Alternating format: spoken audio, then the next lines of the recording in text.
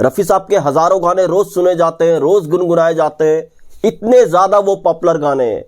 मगर आज मैं जो लेकर के आया हूँ टॉप 5 रेयर सॉन्ग, ये जितने मधुर हैं शायद इनको उतनी ज़्यादा पॉपुलरिटी नहीं मिली।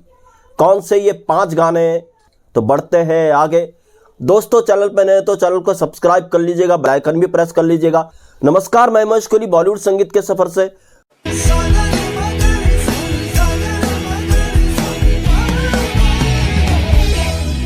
दोस्तों आज जो आपके लिए मैं रफ़ी साहब के टॉप रेयर सॉन्ग लेकर के आया हूं, ये सोलो रेयर सॉन्ग की मैं बात कर रहा हूं जो रफ़ी साहब ने सोलो गाए थे।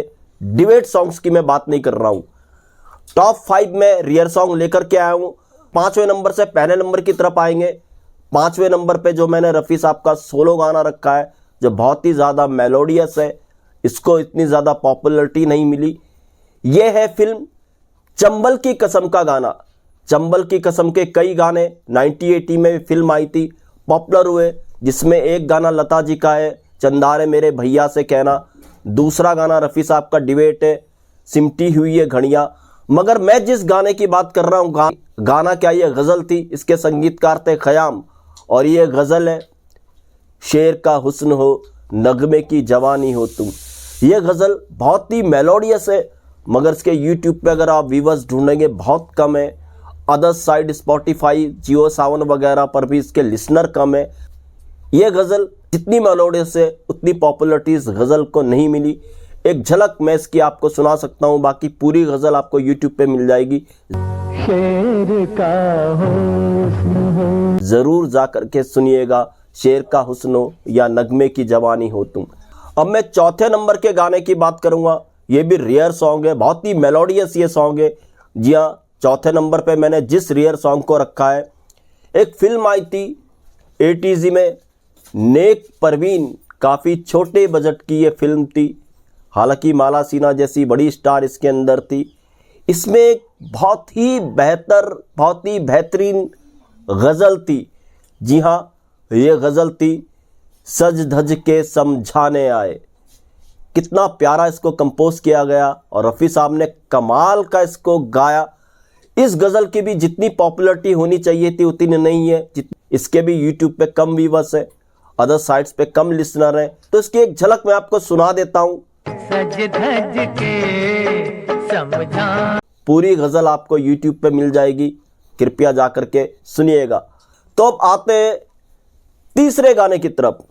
तीसरा गाना हालांकि काफ़ी बाद में पॉपुलर हुआ, काफ़ी वजह है इसकी थोड़ा पॉपुलर होने की, मगर अभी भी इसके सुनने वाले, चाहे वो अदर साइड हो, चाहे वो इसके व्यूअर्स हो यूट्यूब पे, बहुत कम है। जी हाँ, ये भी गज़ल थी, फिल्म थी गरीब नवाज जो 1973 में आई थी और रफ़ी साहब की बहुत बेहतरीन ये गज़ल थी कल मेरी तरह मुझको सलाम आप करेंगे। और मेरे गरीब नवाज से कई किस्से जुड़े हुए हैं। अनवर साहब को इससे पहचान मिली थी। अनवर साहब ने भी एक बहुत पॉपुलर गज़ल इसमें गाई थी, कस्में हम अपनी जान की खाए चले गए। और अनवर साहब का तो ये कहना था कि जो ये गज़ल थी कल मेरी तरह मुझको सलाम आप करेंगे, पहले वो गा रहे थे मगर बाद में रफ़ी साहब ने इसको गाया। तो भी हो, बहुत बेहतरीन ये गज़ल है और बहुत खूबसूरती के साथ रफ़ी साहब ने इसको गाया। झलक मैं आपको सुना रहा हूँ। पूरी गज़ल आपको यूट्यूब पर मिल जाएगी, जा करके सुनिएगा। अब आते हैं दूसरे नंबर की तरफ। दूसरे नंबर पे मैंने जिस गाने को रखा है, गाना क्या, ये कव्वाली है। ऑन रिकॉर्ड रफ़ी साहब की ये आखिरी रिलीज कव्वाली है। हालांकि रफ़ी साहब ने जो आखिरी गाना रिकॉर्ड किया था वो आसपास का गाना था तू कहीं आसपास है दोस्त, मगर जो आखिरी रिलीज सॉन्ग है वो यही कव्वाली है जो रिकॉर्ड पे है।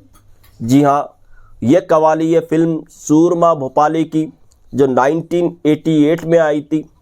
रफ़ी साहब की ये कव्वाली रफ़ी साहब के मरने से पहले रिकॉर्ड कर ली गई थी मगर फिल्म हुई थी रिलीज 88 में।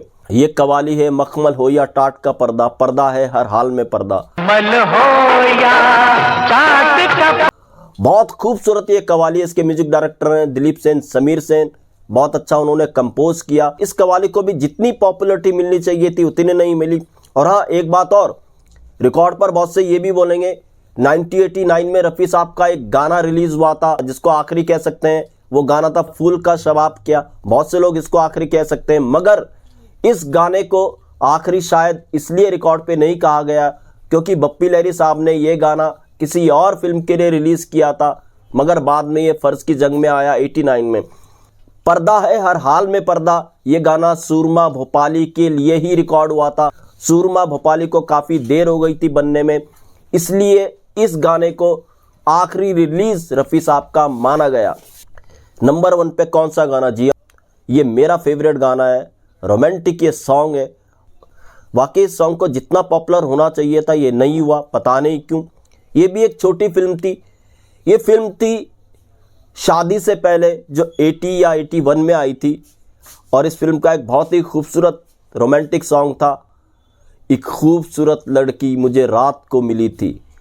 ये एक ऐसा रोमांटिक सॉन्ग है जो यूथ में सुना जाने लायक था, मगर पता नहीं क्यों इसको उतनी पॉपुलैरिटी नहीं मिली। इस सॉन्ग का तो वीडियो भी मौजूद नहीं है, मगर मैं फिर भी इसकी झलक आपको सुनाने की कोशिश करूंगा। एक खूबसूरत लड़की। हालांकि बहुत लोगों ने ये गाने सुने होंगे, मगर जितने आम व्यूअर्स इन गानों के होने चाहिए थे वो नहीं है। एक खूबसूरत लड़की के म्यूजिक डायरेक्टर थे सपन जगमोहन और इसके गीतकार थे गौहर कानपुरी साहब। तो दोस्तों ऐसे गानों के किस्से भी मैं आपके लिए लेकर के आता रहूंगा। मैं आज टॉप 5 रियर सॉन्ग्स ही आपके लिए लेकर के आया, ज़्यादा सॉन्ग्स लेकर के आता तो वीडियो बड़ा हो जाता।